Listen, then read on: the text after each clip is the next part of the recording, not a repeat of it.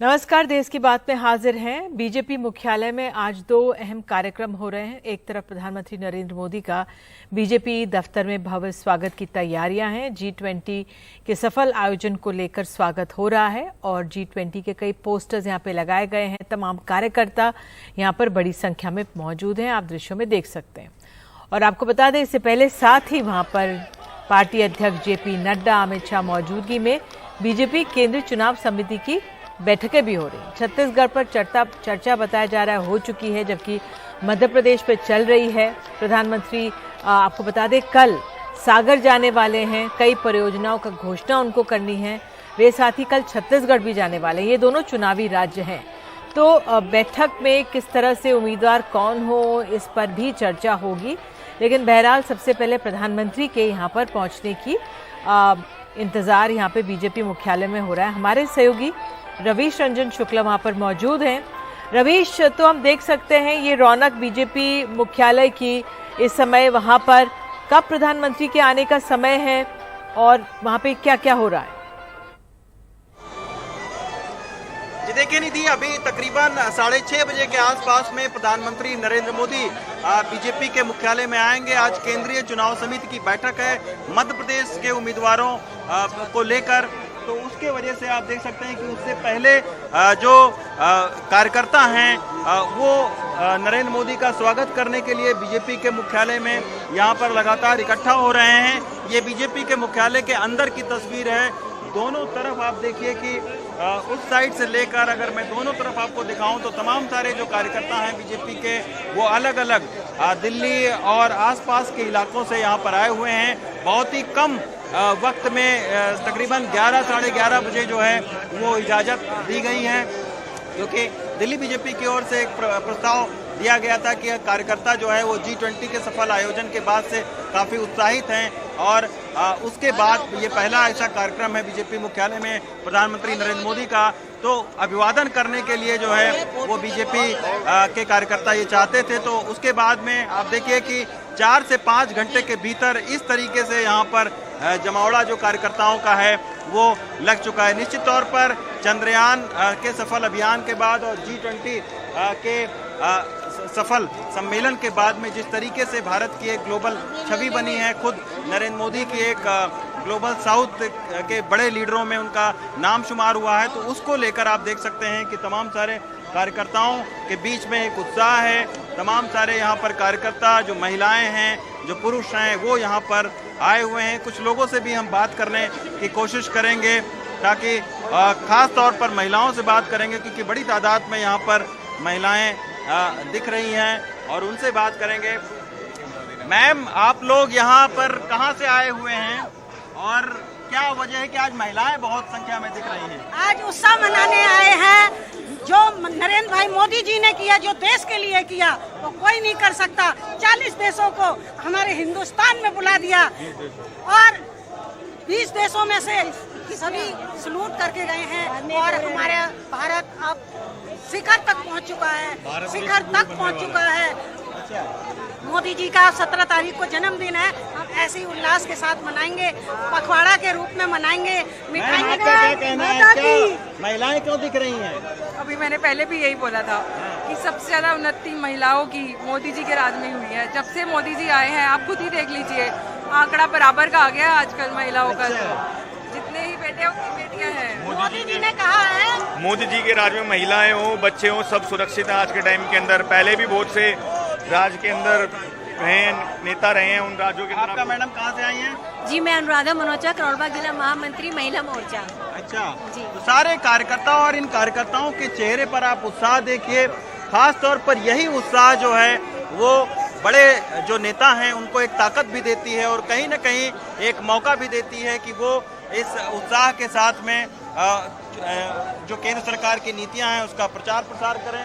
अगर मैं आपको दिखाऊं तो बीजेपी के अंदर मुख्यालय में तमाम सारे इस तरीके के बैनर पोस्टर लगाए गए। ये आप देखिए, G20 के सफल एवं ऐतिहासिक आयोजन के लिए प्रधानमंत्री श्री नरेंद्र मोदी को कोटि कोटि बधाई। तमाम सारे बड़े लीडरों के साथ में प्रधानमंत्री नरेंद्र मोदी को दिखाया गया है। अगर मैं और आपको आगे लेकर चलूं तो ऐसे तमाम सारे कोलाज के पोस्टर यहाँ पर तैयार करवाए गए हैं, जिसमें एक नरेंद्र मोदी की जो छवि है वो ग्लोबल एक लीडर्स में उनका नाम अभी शुमार हुआ है और ये एक दर्शाने की कोशिश है बीजेपी की तरफ से। ये आप देखिए, ये तमाम सारे बड़े लीडरों के साथ में नरेंद्र मोदी को दिखाया गया है कि G20 में जिस तरीके से तमाम सारे नेता आए और उनके साथ में उनकी केमिस्ट्री भी देखने को मिली कि हर बड़े लीडर से जिस तरीके से नरेंद्र मोदी मुलाकात कर रहे थे, वो छवि, वो तस्वीर सबने टीवी के जरिए देखी, लेकिन उसको जो है वो यहाँ पर पोस्टर की शक्ल में लगाया गया है ताकि एक यादगार लम्हा रहे। अगर मैं और आपको आगे दिखाऊं तो ये इस जगह पर ये बीजेपी मुख्यालय का मुख्य गेट है और अभी कुछ देर के बाद में नरेंद्र मोदी इसी गेट से आएंगे और इस गेट से शायद वो पैदल यहाँ पर आए, चूंकि दोनों तरफ जो है वो कार्यकर्ता हैं और उस जगह पर बीजेपी मुख्यालय का गेट है, तो वहाँ से वो सीसी की बैठक में भाग लेने के लिए चले जाएंगे। निश्चित तौर पर बहुत ही कम वक्त में तमाम सारे जो है हजारों जो कार्यकर्ता हैं वो यहाँ पर इकट्ठा हुए हैं। चंद्रयान के सफल अभियान के बाद में G20 के सफल सम्मेलन के बाद में इस तरीके का उत्साह का जो माहौल है वो यहाँ पर दिख रहा है। ये आप देखिए कि मैडम जो है वो डांस, नाच, गाने, यहाँ पर एक अलग तरीके का जो है वो माहौल है। मैम, सालों से आपने देखा है, बहुत सारी राजनीति को भी देखी है, किस तरीके का माहौल बदला है, किस तरीके का परिवर्तन आपको नजर आ रहा है? बहुत परिवर्तन नजर आया है। मोदी है तो सब कुछ मुमकिन है। आज हमारा देश विश्व गुरु बनने जा रहा है और मोदी जी करने की सबको शक्ति रखते हैं। वो ही एक युवा और एल्डर सिटीजन सब एक साथ मिलकर आए हैं। जो लोग आज तक ये बोलते थे अब से 5 साल पहले कि मोदी जी विदेश में घूमते रहते हैं, मोदी जी तो विदेश घूमते रहते हैं, अब देख लो आंखें फाड़ के मोदी जी विदेश क्या करने जाते थे। मोदी जी सबको एक करने जाते थे, आज विदेश उसके पीछे घूम रहे हैं। विश्व गुरु बन रहा है भारत, उनके लिए सबक है ये कि वो सीख लें, बिना जाने किसी के पीछे कोई ऐसा कोई एलिगेशन ना लगाएं। निश्चित तौर पर यही है, यही कार्यकर्ताओं के बीच में जो नेताओं की छवि है, यही कार्यकर्ता गढ़ते हैं और यही वजह है कि आप देखिए बुजुर्ग, युवा, भारी गर्मी पड़ रही है, उमस है, सिक्योरिटी के पॉइंट ऑफ व्यू से तमाम सारी गाड़ियों को यहाँ आने नहीं दिया जा रहा है, लेकिन पैदल चलकर ये कार्यकर्ता यहाँ पर नरेंद्र मोदी को अभिवादन करने के लिए, स्वागत करने के लिए आएंगे। और इस जगह पर अगर राकेश को मैं दिखाऊं तो इस जगह पर खड़े होकर नरेंद्र मोदी जो देश के प्रधानमंत्री हैं वो बीजेपी कार्यकर्ताओं का अभिवादन करेंगे। अभी तक उनके संबोधन का कोई कार्यक्रम नहीं है कि उनका कोई संबोधन होगा, लेकिन अभिवादन जरूर वो कार्यकर्ताओं का करेंगे क्योंकि इतनी बड़ी तादाद में कार्यकर्ता यहाँ पर मौजूद हैं। उसके बाद वो सीसी की बैठक में चले जाएंगे। सीसी की बैठक भी आज काफ़ी अहम है, खासतौर पर मध्य प्रदेश की राजनीति को लेकर खासी अहम मानी जाती है। 39 प्रत्याशियों की पहली दूसरी जो सूची है 50 प्रत्याशियों की आनी है, तो उस पर भी मोहर लगनी है। तो नरेंद्र मोदी रहेंगे और उनके साथ में गृह मंत्री अमित शाह रहेंगे, रक्षा मंत्री बिल्कुल। तो रवीश रंजन हमारे सहयोगी वहां से लगातार बीजेपी मुख्यालय से हमें जानकारी दे रहे हैं। उनका ये कहना है बस प्रधानमंत्री के आने का इंतजार वहां पे किया जा रहा है। शायद संबोधन ना हो प्रधानमंत्री का, जिस तरह से हम वो गेट आपको लगातार दिखा रहे हैं, बीजेपी मुख्यालय से चलकर जाएंगे और जो चुनाव आयोग को जो बैठक है उसको लेकर फिलहाल वो बैठक में शिरकत करने चले जाएंगे। रवीश, तो क्या माना जाए, क्योंकि एक समय ये भी कहा जा रहा था प्रधानमंत्री संबोधन कर सकते हैं, क्या वो एक स्टेज जो है डायस जैसा होता है वहां पर वो जाएंगे कि नहीं, या सिर्फ जो चुनाव समिति है उसी की बैठक में सीधे चले जाएंगे, जो बीजेपी केंद्रीय चुनाव समिति है उसमें, क्योंकि बहुत अहम रहेगा जिस तरह से उनका स्वागत हो रहा है उसमें प्रधानमंत्री अपने कार्यकर्ताओं का जो जोश है, क्योंकि कई चुनावी, कल वो मध्य प्रदेश भी जाने वाले हैं, छत्तीसगढ़ भी जाने वाले हैं, मध्य प्रदेश के सागर जाएंगे, वो कई परियोजनाओं का वहां पर घोषणा उनको करनी है। तो चुनावी माहौल है। अब G20 की सफलता रही और आप चंद्रयान का भी जिक्र कर रहे हैं, तो ऐसे में अब चुनावी यात्राएं उनकी शुरू होंगी, चुनावी अब उम्मीदवारों की शाम को उस पर भी मुहर लगाएंगे वो, तो संबोधन होगा या नहीं, या उसकी कुछ तैयारी दिख रही है आपको क्या?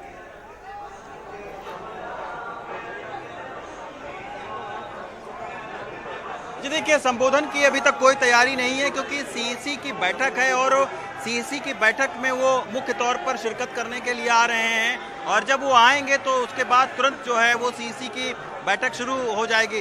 पहले ये कहा जा रहा है कि सीईसी की बैठक शुरू होगी, उसके बीच में वो हिस्सा लेंगे, लेकिन अब लग ये रहा है कि जिस तरीके से अभी अमित शाह रक्षा मंत्री भी नहीं पहुंचे हैं यहाँ पर, तो उन्हीं के साथ में आएंगे और उसके बाद में तुरंत सीईसी की बैठक में वो चले जाएंगे क्योंकि वक्त बहुत कम है निधि। कल उनको मध्य प्रदेश जाना है, इसके बाद फिर 18 तारीख को उनका कार्यक्रम मध्य प्रदेश में लगा है, उसके बाद में फिर 24 तारीख को है, यानी इस महीने वो मध्य प्रदेश का 3 बार दौरा करेंगे। आज छत्तीसगढ़ के सियासत पर, छत्तीसगढ़ के उम्मीदवारों पर भी अंतिम मुहर लगनी थी। 25 से 35 उम्मीदवारों की एक लिस्ट आनी थी, लेकिन अब ये कहा जा रहा है कि 36, चूंकि वक्त कम है इसके वजह से छत्तीसगढ़ पर फिलहाल आज कोई चर्चा नहीं होगी, आज केवल मध्य प्रदेश के उम्मीदवारों पर चर्चा होगी। तो वक्त बहुत कम है, इसीलिए आज संबोधन वो उस तरीके से कार्यकर्ताओं का नहीं करेंगे, लेकिन हाँ, यहाँ पर आकर वो अभिवादन जरूर स्वीकार करेंगे और रवीश, हम ब्रेक ले लेते हैं, आपके पास आते रहेंगे। एक ब्रेक लेने के लिए कहा जा रहा है, तुरंत लौटते हैं आपके पास, बने रहिए हमारे साथ।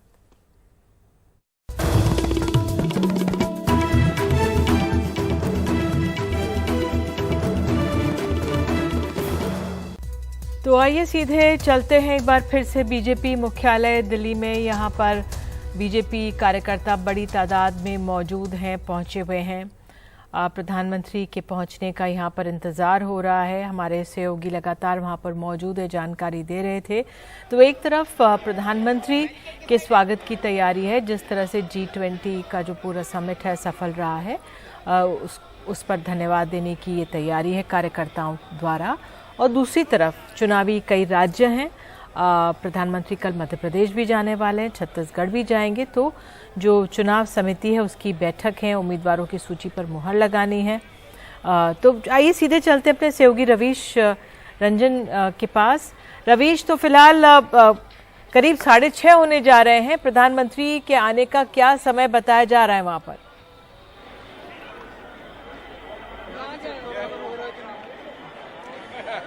जी देखिए, कुछ ही देर के बाद में प्रधानमंत्री नरेंद्र मोदी बीजेपी के मुख्यालय पहुंचेंगे और ये उम्मीद जताई जा रही है कि यहाँ पर कुछ देर का वक्त गुजार कर, चूंकि कार्यकर्ता हजारों की तादाद में यहाँ पर इकट्ठा हुए हैं, तो उनको अभिवादन करके और उसके बाद में वो सीईसी की बैठक में हिस्सा लेने के लिए चले जाएंगे। आज मध्य प्रदेश की सियासत के लिए सीईसी की जो बैठक है, केंद्रीय चुनाव समिति की जो बैठक है, वो खासी अहम है। बताया जा रहा है कि 50 उम्मीदवारों के नामों की घोषणा जो है वो हो सकती है, आज रात को हो सकती है या कल सुबह हो सकती है।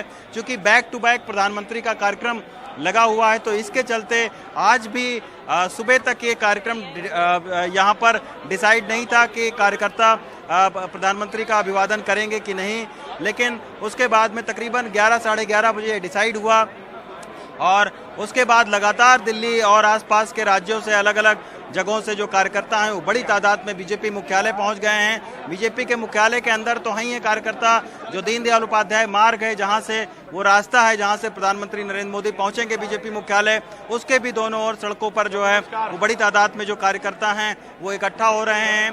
खास तौर पर बुजुर्ग, महिलाएं, जो युवा हैं वो यहाँ पर काफ़ी तादाद में दिख रहे हैं और बीजेपी मुख्यालय में अलग अलग बैनर पोस्टर लगाए गए हैं G20 से संबंधित। नरेंद्र मोदी जो प्रधानमंत्री हैं उनको अलग अलग ग्लोबल जो लीडर्स हैं उनके साथ में दिखाया गया है।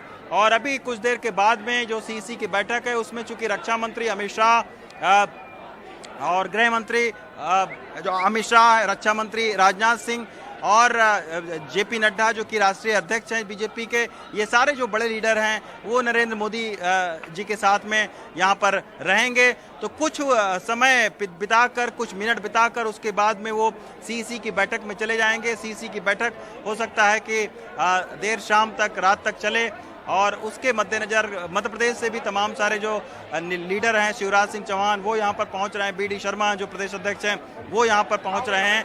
तो एक सीईसी के बहाने इस तरीके का जो प्रधानमंत्री नरेंद्र मोदी का स्वागत है वो भी करने के लिए आए हुए हैं। आप देखिए तमाम सारे जो दिव्यांग लोग हैं, अलग अलग जगहों से जो लोग आए हुए हैं वो भी यहाँ पर लगातार धीरे धीरे आ रहे हैं। एक उत्साह का माहौल है कार्यकर्ताओं के चेहरे पर एक उत्साह दिख रहा है जिस तरीके से, और यही कार्यकर्ताओं का उत्साह जो है वो कहीं ना कहीं बड़े नेताओं के भी स्टेचर को, रवीश, मैं आपको छवि को बता दूं, गढ़ता है, राजनाथ सिंह पहुंच बनाता गए है। हैं, तो रक्षा मंत्री इसी की वजह वो से पहुंच आज गए। आप देखिए कि जी। तमाम सारे जो कार्यकर्ता हैं वो बहुत ही कम वक्त में बीजेपी के मुख्यालय में यहाँ पर पहुंचे हुए हैं।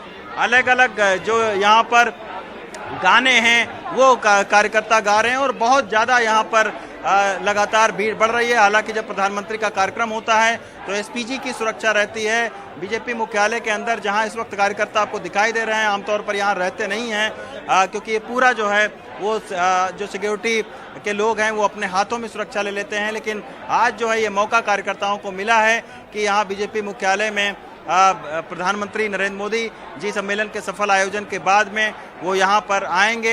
एक छोटा सा रोड शो, तकरीबन 150 से 200 मीटर का एक छोटा सा रोड शो होगा जिसमें प्रधानमंत्री खुद जो है वो शायद गाड़ी से उतरकर और वो पैदल जो है वो कार्यालय तक जाएं अभिवादन करते हुए कार्यकर्ताओं का।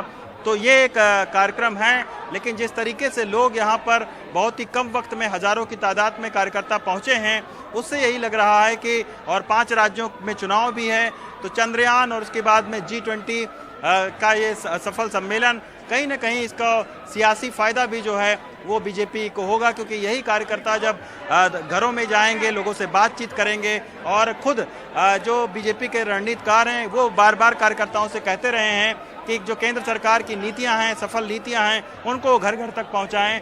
तो G20 और चंद्रयान भी एक बहुत बड़ा मुद्दा है। और आप देखिए कि आमतौर पर कुछ साल पहले तक ये लोग अंदाजा नहीं कर पाते होंगे कि फॉरेन पॉलिसी पर इस तरीके से लोगों के बीच में जागरूकता आएगी, लेकिन ये मीडिया, सोशल मीडिया और ये खुद नरेंद्र मोदी की छवि का भी इसमें अहम योगदान है कि जिस तरीके से G20 जो है वो घर घर में लोगों के बीच में एक चर्चा का विषय बन गया है। जिस तरीके से तस्वीरें आई एक ग्लोबल लीडर्स के साथ में, नरेंद्र मोदी एक ताकतवर तरीके से वो लोगों से मिल रहे हैं, बात कर रहे हैं, वो जो एक छवि जो है वो जो दिखी वो एक बहुत भरोसा पैदा करने वाली, वो आत्मविश्वास को बढ़ाने वाली छवि जो है वो बीजेपी के कार्यकर्ताओं और आम लोगों के मन में घर कर गई। और उसी छवि का है कि आप देखिए बहुत कम वक्त में की तादाद में जो करता है वो बीजेपी ऑफिस में जुट गए हैं। बिल्कुल अपने आप में इंतजार किया जा रहा है। और अगर दूसरी तरफ, एक तरफ प्रधानमंत्री के स्वागत की तैयारियां, दूसरी तरफ जो आप बता रहे थे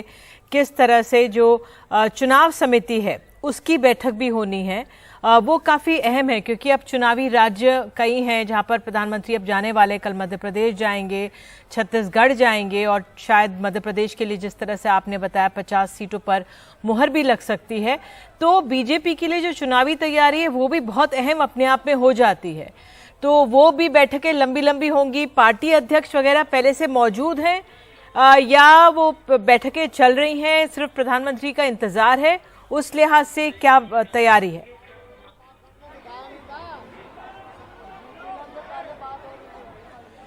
देखिए पहले यही योजना थी, लेकिन जिस तरीके से लगातार यहाँ कार्यकर्ता लगातार जो आ रहे हैं, भीड़ बढ़ गई है, तो अभी जो है वो बैठक को आगे होगी जब प्रधानमंत्री पहुंच जाएंगे, क्योंकि इस सीसी की जो बैठक है, केंद्रीय चुनाव समिति की जो बैठक है वो खासी अहम मानी जाती है। बीजेपी के तमाम सारे शीर्ष नेता इसमें रहते हैं। तो अभी ये अमित शाह जो गृह मंत्री हैं, रक्षा मंत्री, वो सारे लोग अभी यहाँ पर आएंगे और उसके बाद में केंद्रीय चुनाव समिति की जो बैठक है वो होगी। इस बार मध्य प्रदेश आप सोचिए कि कितना अहम है बीजेपी के लिए कि इसी महीने में पिछले 3 महीने में प्रधानमंत्री जी का 4 बार मध्य प्रदेश का दौरा हो चुका है और इस महीने 3 बार वो जो है वो मध्य प्रदेश का दौरा करेंगे। 24 तारीख चुनाव का शिलान्यास और उसको देश को सौंपेंगे। 18 तारीख को उनका कार्यक्रम है, 14 तारीख को उनका कार्यक्रम लगा हुआ है। तो तमाम लगातार जो प्रधानमंत्री नरेंद्र मोदी का कार्यक्रम है वो लगातार चल रहा है। क्योंकि ये छत्तीसगढ़, राजस्थान, मध्य प्रदेश एक सियासी एक तौर पर बीजेपी के लिए खासा अहम है। शिवराज सिंह चौहान चूंकि लंबे समय से मुख्यमंत्री रहे हुए हैं, तो सत्ता के विरोधी जो लहर होती है उसको किस तरीके से एक आक्रामक चुनाव प्रचार करके उसको हटाया जाए, उसका असर कम किया जाए, तो उसकी भी एक कोशिशें हो रही हैं। और यही वजह पहली बार बीजेपी ने रणनीति को भी बदला है। आमतौर पर जो बैठक है वो जब विधानसभा चुनाव की तारीख की घोषणा हो जाती है तब उस वक्त होती है। लेकिन शायद कर्नाटक चुनाव और हिमाचल प्रदेश के विधानसभा चुनाव से बीजेपी ने सबक सीखा है, क्योंकि कर्नाटक चुनाव में अंतिम समय पर जो है वो उम्मीदवारों की घोषणा बीजेपी ने की थी, तो उसका सियासी नुकसान भी कहीं ना कहीं देखने को बीजेपी को मिला। तो यही वजह है कि बीजेपी इस बार एक तो मध्य प्रदेश के जो विधानसभा सीटें हैं उसको 4 श्रेणी में उसने बांटा है, ए, बी, सी और डी, यानी ए और बी मजबूत सीटें मानी जाती हैं, ए वो सीटें हैं जिन पर बीजेपी कभी नहीं हारी है, बी वो सीटें हैं जो लगातार 2-3 बार जीती है लेकिन कभी कभार इक्का दुक्का बार हार गई होगी, सी वो सीटें हैं जहां पर 2 बार से 3 बार से लगातार बीजेपी हार रही है, और डी वो सीटें हैं जहां पर बीजेपी आज तक कभी जीती ही नहीं है। तो सबसे पहले जो 39 विधानसभा सीटों के प्रत्याशियों की घोषणा की गई है उसमें से ज्यादातर डी कैटेगरी की और सी कैटेगरी की सीटें हैं और आरक्षित सीटें हैं, क्योंकि पिछली बार देखा गया था कि आरक्षित सीटों पर बीजेपी का जो सियासी प्रदर्शन है वो कमजोर रहा था। तो इस बार कोशिश यही है कि आरक्षित सीटों पर जो बीजेपी के संगठन को भी मजबूत किया जाए और प्रत्याशियों को ज्यादा वक्त दिया जाए ताकि वो विधानसभा में ज्यादा वक्त बिता पाएं, वहां की जो रणनीति है उसको अच्छे तरीके से समझ पाएं। नाराजगी भी चूंकि इस बार होगी, कई सारे टिकट भी कटेंगे, तो उस नाराजगी को भी दूर करने का मौका मिलेगा। तो ये एक बदले हुए वक्त में बदली हुई रणनीति जो है वो बीजेपी ने अपनाई, और बीजेपी लगातार ये कहती रही है कि उसके लिए हर चुनाव एक नया चुनाव होता है। तो जब हर चुनाव एक नया चुनाव होता है तो नई रणनीति भी वो बनाती है। और आप देखिए कि G20 के सफल आयोजन के बाद में ये भी एक रणनीति है, क्योंकि ये जब तस्वीरें जो बीजेपी मुख्यालय की हंसते गाते और आत्मविश्वास से भरे हुए चेहरे जो कार्यकर्ताओं के हैं बीजेपी की, ये जब तस्वीरें गांव घरों तक पहुंचेंगी देश के दूर दराज इलाकों में, तब आप सोचिए कि एक माहौल बनेगा। तो ये भी एक कोशिश रहती है कि बीजेपी हर आयोजन को इस तरीके से करती है ताकि ज़्यादा से ज़्यादा लोगों की उसमें भागीदारी रहे और कहीं ना कहीं एक मजबूत नेता के तौर पर एक नरेंद्र मोदी की छवि को गढ़ा जाए। तो ये एक कोशिश का ही एक नतीजा है कि इस तरीके से बहुत कम वक्त में बीजेपी मुख्यालय में तमाम सारे कार्यकर्ताओं का यहाँ पर जमावड़ा हो रहा है। हालांकि 6:30 बजे का वक्त दिया गया था, लेकिन अब आप देखिए कि धीरे धीरे वक्त बढ़ रहा है। हो सकता है कि अब 7 से 7:30 बजे के आसपास में वो आएँ, क्योंकि अभी भी प्रधानमंत्री नरेंद्र मोदी की जो एसपीजी सुरक्षा है वो उस तरीके से नहीं है। आमतौर पर जहां मैं इस वक्त खड़ा हूं, ये जो इलाका आप देख रहे हैं, आमतौर पर ये खाली करवा लिया जाता है जब प्रधानमंत्री जी का यहां पर आगमन होता है, लेकिन आज आप देखिए हजारों की तादाद में कार्यकर्ता मौजूद हैं इस जगह पर। ये जो जगह आप देख रहे हैं ऊपर जो कुछ लोग खड़े हुए हैं, यहाँ पर आकर नरेंद्र मोदी अभिवादन करेंगे कार्यकर्ताओं का और उसके बाद में वो सीसी की बैठक में शामिल होने के लिए चले जाएंगे। आज छत्तीसगढ़ पर भी चर्चा करनी थी, लेकिन चूंकि वक्त बहुत कम है और कल छत्तीसगढ़ का एक दौरा भी है प्रधानमंत्री का, तो उस दौरे के मद्देनजर अब छत्तीसगढ़ और राजस्थान की सियासत के लिए सीसी की जो बैठक है वो कुछ दिन के बाद में होगी। लेकिन आज जो है वो मध्य प्रदेश के 50 प्रत्याशियों के नामों पर आज सीसी की बैठक होगी और कुछ देर के बाद में उस पर चर्चा होगी। इसमें तमाम सारे बड़े नेता जुटेंगे। तो कुछ ही पलों के लिए चलते हम फिलहाल ये हम INDIA इंडिया जो विपक्ष का गठबंधन है उसकी बैठक के दृश्य दिखा रहे हैं। शरद पवार के निवास पे कोऑर्डिनेशन INDIA की कोऑर्डिनेशन कमेटी की ये पहली बैठक है जो चल रही है। पहले इसमें कहा जा रहा था क्या सीट शेयरिंग पर चर्चा होगी, लेकिन फिलहाल सीट शेयरिंग पर नहीं, लेकिन तमाम अन्य मुद्दों पर चर्चा होगी। यहाँ पर हुई है। यहाँ पर ममता बनर्जी नहीं पहुंची हैं, लेकिन हम देख सकते हैं डी राजा, साथ ही महबूबा मुफ्ती और तमाम नेतागण, तेजस्वी यादव वगैरह यहाँ पर पहुंचे हुए हैं। और कांग्रेस के तरफ से वेणुगोपाल यहाँ पर मौजूद हैं, शरद पवार हम देख सकते हैं, इन सब का अभिनंदन कर रहे हैं। और फिलहाल ये बैठक हुई, काफ़ी देर तक ये बैठक चली। इसमें क्या क्या फैसले लिए गए हैं, उमर अब्दुल्ला भी है और देखना होगा क्या क्या फैसले लिए गए हैं। 26 से 28 पार्टियों का ये गठजोड़ है जो मौजूद है और काफ़ी अहम था ये बैठक जो ये हो रही है। इसमें क्या ठोस निकल कर आया है, सुन लेते हैं कि क्या हो रहा है वहां पे, क्या कह रहे हैं।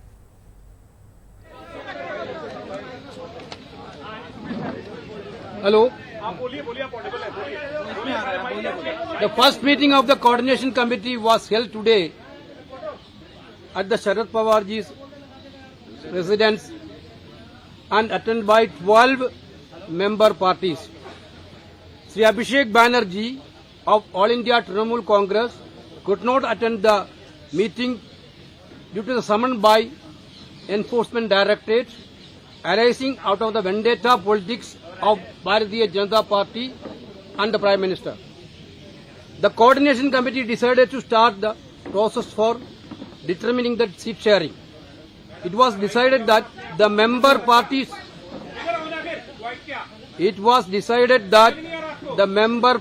will hold the talks and decide at the earliest. The committee decided to hold joint public meetings in different parts of the country. The first public meeting will be held at Bhopal in the first week of October in the issue of rising prices, unemployment and corruption of BJP government. The parties present in the meeting agreed to take up the issue of caste census. The coordination committee authorized the subgroup of media to decide upon the names of the anchors on तो आप देख whose सकते हैं shows ये कांग्रेस के जो 12 दल पहुंचे विपक्ष के INDIA जिसको कहा जा रहा है, आज सिर्फ 12 पार्टी के नुमाइंदे यहाँ पर पहुंचे हैं। इन लोगों ने एक तरह से फैसला लिया है कि तमाम बैठकें होंगी, कई शहरों में मुलाकातें होंगी। भोपाल का जिक्र किया है कि पहली बैठक जो होगी, पब्लिक मीटिंग होगी, भोपाल में होगी। मध्य प्रदेश में चुनाव होने वाले हैं और जिस तरह से महंगाई का मुद्दा है लोग उठाएंगे, विपक्ष का कहना है हम इस मुद्दे को जोर शोर से उठाएंगे। और फिलहाल ये हम देख सकते हैं कोऑर्डिनेशन कमेटी की जो विपक्ष का INDIA गुट है इंडिया का, इनकी बैठक हुई है। बहरहाल आइए, हमें कहा जा रहा है अब सीधे हम बीजेपी मुख्यालय चलते हैं और देखते हैं कि वहां पर प्रधानमंत्री, अभी तक फिलहाल प्रधानमंत्री के पहुंचने का इंतजार हो रहा है, लेकिन काफिला देख सकते हैं कि प्रधानमंत्री का मुझे बताया जा रहा है कि रक्षा मंत्री राजनाथ जी का काफिले के दृश्य हैं, वो तो पहुंच चुके हैं, काफी देर पहले वो वहां पे पहुंच चुके हैं। प्रधानमंत्री के पहुंचने का वहां पे इंतजार किया जा रहा है।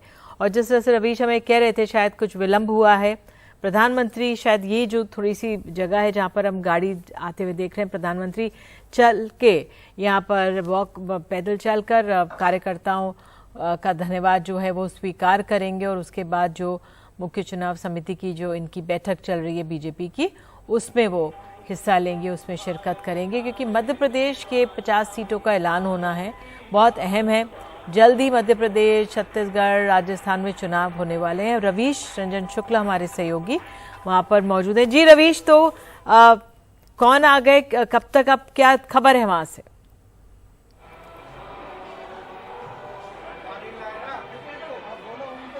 देखिए, अब धीरे धीरे जो बड़े नेता हैं उनके आने का सिलसिला शुरू हो चुका है। जैसा आप बता रही थी, राजनाथ सिंह जो रक्षा मंत्री हैं वो आ रहे हैं, अमित शाह जो है भी पहुंचेंगे, JP नड्डा हैं जो राष्ट्रीय अध्यक्ष हैं, इस नरेंद्र मोदी अभी कुछ देर के बाद में जो प्रधानमंत्री नरेंद्र मोदी हैं वो यहाँ पर पहुँचेंगे।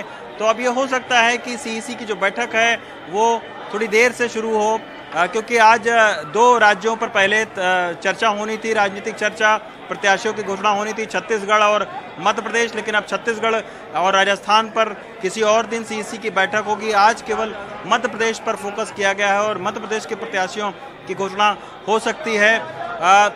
इस बार बीजेपी ने सियासी तौर पर जो है अपनी रणनीति को बदला है, जैसा मैं पहले बता रहा था, लेकिन इस तरीके का जो अब माहौल आप देख रहे हैं G20 के सफल आयोजन के बाद में जो तमाम सारे कार्यकर्ता यहाँ पर जुटे हुए हैं, आज गर्मी भी भीषण है, तमाम सारे अलग अलग जगहों से, अलग अलग जगह से, दिल्ली के आसपास ही नहीं, अभी कुछ कार्यकर्ता मुझे छत्तीसगढ़ के मिले थे, वो भी यहाँ पर मौजूद हैं। तो ऐसे तमाम सारे जो कार्यकर्ता हैं वो यहाँ पर आए हुए हैं। जो बीजेपी के सांसद हैं, अभी रमेश बिरुड़ी मुझे दिख रहे थे, वो भी यहाँ पर मौजूद हैं। तो जितने भी छोटे बड़े आज नेता हैं उनका संगम जो है वो इसी बीजेपी मुख्यालय में हो रहा है। तमाम सारे सांसद यहाँ पर, उनको भी एक मौका मिल रहा है कि जो अलग अलग ज़िलों के कार्यकर्ता हैं उनसे मुलाकात करने का।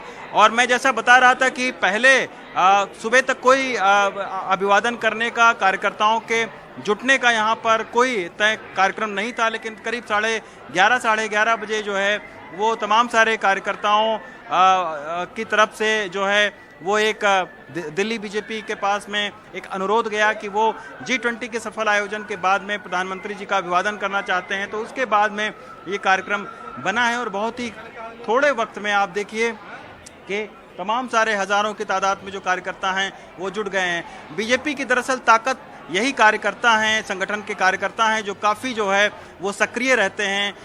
नगर निगम के चुनाव से लेकर और संसदीय चुनाव तक आप देखिए कई कार्यकर्ता उसी उत्साह के साथ में और शीर्ष नेता भी उसी उत्साह के साथ में जो सियासी गतिविधि है उसको जारी रखते हैं। तो ये एक बीजेपी की एक बहुत बड़ी ताकत है और ऐसे आयोजन उनको एक और मौका देते हैं, उनके आत्मविश्वास को बढ़ाने का एक मौका देते हैं, जिसमें अगर G20 का सफल आयोजन हो रहा है और उसमें नरेंद्र मोदी प्रधानमंत्री एक ग्लोबल लीडर के तौर पर उनकी छवि उभर कर सामने आती है, बड़े बड़े नेताओं से वो मिलते हुए दिखते हैं, हंसते हुए दिखते हैं और एक उनकी जो छवि है वो तस्वीरों के जरिए ऐसे लाखों कार्यकर्ताओं के पास पहुंचती है। तो इनको भी कहीं ना कहीं आत्मविश्वास इनका बढ़ता है और इनको लगता है कि अगर नरेंद्र मोदी राजनीति लेकर और फॉरेन पॉलिसी तक में उनका बहुत अच्छा दखल है और वो एक अच्छी पॉलिसी के साथ में भारत को एक ऊंचाइयों पर पहुंचा सकते हैं, तो उसको लेकर जो कार्यकर्ता हैं उनके मन में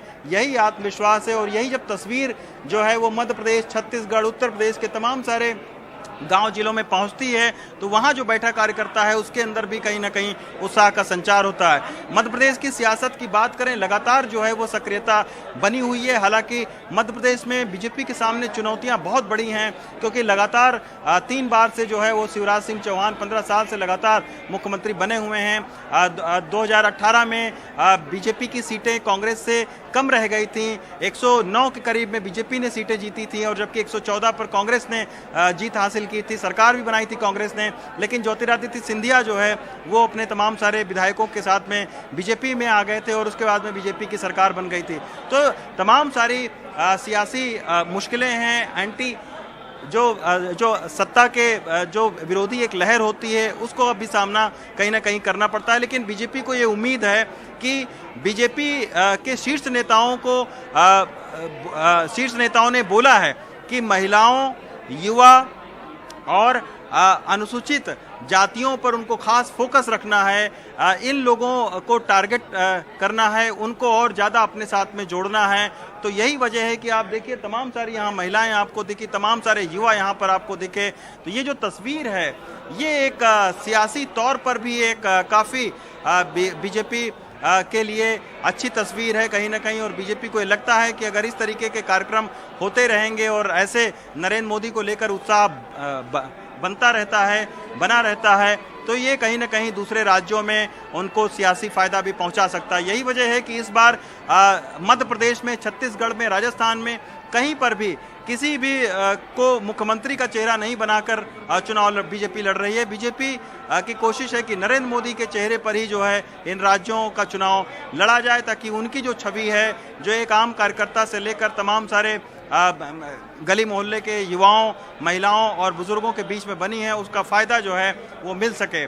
तो इसी के वजह से आप देखिए कि तमाम सारे ऐसे कार्यक्रम जो है उसमें नरेंद्र मोदी की भागीदारी काफ़ी बड़ी रहती है। वो चाहे ट्रेन की परियोजना, छत्तीसगढ़ में ट्रेन के परियोजना का वो राष्ट्र को समर्पित करेंगे, वो वीना में जो है वो रिफाइनरी का प्रोजेक्ट का शिलान्यास करेंगे, वो जो 24 सितंबर है उसमें एक भोपाल में काफ़ी करीब 10 लाख कार्यकर्ताओं को संबोधित करने का इरादा है उनका। तो ऐसे तमाम सारे जो कार्यकर्ता हैं, ऐसे तमाम सारे कार्यकर्ताओं को ऐसे आयोजनों से एक जोड़ने की बीजेपी की कोशिश रहती है और ये एक सियासी रणनीति के तौर पर बीजेपी इसका इस्तेमाल करती है। अब अगर मैं आपको अपने कैमरा पर्सन राकेश सिंह से बोलूँगा कि थोड़ा सा एक बार फिर से हमारे दर्शकों को एक तस्वीर दिखाएं कि अभी और ज़्यादा लोग यहाँ पर, जैसे जैसे वक्त बढ़ रहा है वैसे और ज़्यादा लोग यहाँ पर अंदर, मुख्यालय के अंदर आपको दिख रहे हैं। हालांकि सुरक्षा के दृष्टिकोण से काफ़ी सारा यहाँ पे आप देखिए कि तलाशी ली जा रही है, कई रास्तों को बंद कर दिया गया है, लेकिन उसके बावजूद तमाम सारे जो कार्यकर्ता हैं वो यहाँ पर मौजूद हैं। कुछ लोगों से बात करेंगे। मैम, कहाँ से आई हैं? हम लोग नोएडा से आए हैं। नोएडा से आई हैं? नोएडा महिला मोर्चा, हमारी जिला अध्यक्ष साथ में है। अच्छा। पूरी टीम है हम लोगों। अच्छा, महिलाओं की मैम बहुत भागीदारी दिख रही है, बहुत ज्यादा। अच्छा, तो ऐसा क्या है, इसके पीछे क्या रीजन देखती हैं? देखिए, हमेशा जब भी मोदी जी बात करते हैं हम बहनों की ही बात करते हैं। अच्छा। उनके लिए करना चाहिए, उनके लिए ये योजना आनी चाहिए, तो उनकी हर बात में हम लोग हैं। अच्छा, G20 से कैसे महिलाएं कनेक्ट करती हैं? G20 में जो तस्वीरें सामने आई, तमाम बड़े बड़े नेताओं से मिलते हुए दिख रहे हैं। मिली है उससे कि अपने भारतीय संस्कृति को उजागर किया उन्होंने। बाहर के लोग आए, विदेशी, वो तक देखिए खान पान की जो खान-पान विविधता है, और पहनावा देखिए, इतनी कमाल सारी की बात है, वो कहाँ ये तक सब नहीं प्रभावित पहुंचा। करता है भारत देश का। बाहर वालों के कंट्री से जो आए हैं उनके लिए कितनी महत्वपूर्ण बातें हैं कि वो देखिए हमारे देश के संस्कृति में ढल गए। और आगे से G20 नहीं, G21 बोलिएगा, ये भी तो हमारी जीत है। अफ्रीका देश हमारे जो है वो भारत, हमारे मोदी जी तो लेके आए ना, हम सारा श्रेय तो अफ्रीकन कंट्रीज को उन्होंने G20 में जोड़ के वो G20 में ले गए। ये कितनी बड़ी अचीवमेंट है। जूता चप्पल उतार के चलाया, जूता चप्पल उतार कर गांधी जी को श्रद्धांजलि देने के लिए और मंदिरों में गए, बाहर के प्रधानमंत्री मंदिरों में गए, माथा टेका। ये कितनी बड़ी बात है, आज तक किसी ने टेका है माथा? तो ये मोदी निश्चित जी तौर की पर देन एक है। भारतीय संस्कृति का जो एक झलक G20 के कार्यक्रम में मिली। आप देखिए कि यही सारे संकेत जो है वो आम सारे लोग कितना एब्जॉर्ब करते हैं। यही एक बड़ी बात है कि जो ऐसे संकेत होते हैं, जो ऐसे कार्यक्रमों के संकेत होते हैं, छोटी छोटी जो है वो एक गतिविधि आप देखिए कि महिलाओं के बीच चर्चा का विषय है कि जूते उतार कर महात्मा गांधी जी को श्रद्धांजलि देने तमाम सारे बड़े नेता गए, तो ये भी एक लोगों के बीच में चर्चा का विषय है। तो ऐसे तमाम सारे लम्हे जो है जो तस्वीरों के जरिए आम लोगों तक पहुंचे, यही वजह है कि इतनी गर्मी में पैदल चलकर, क्योंकि तमाम सारे रास्तों को बंद कर दिया गया है वीवीआईपी मूवमेंट के चलते, ऐसे कार्यकर्ता जो है आप देखिए बुजुर्ग हैं, यहाँ पर महिलाएं हैं, युवा साथी तमाम सारे मौजूद हैं। तो ऐसे लोग यहाँ पर बीजेपी मुख्यालय में सिर्फ एक झलक नरेंद्र मोदी की देखने के लिए और एक हाथ हिलाने के लिए, अभिवादन करने के लिए यहाँ पर आए हुए हैं।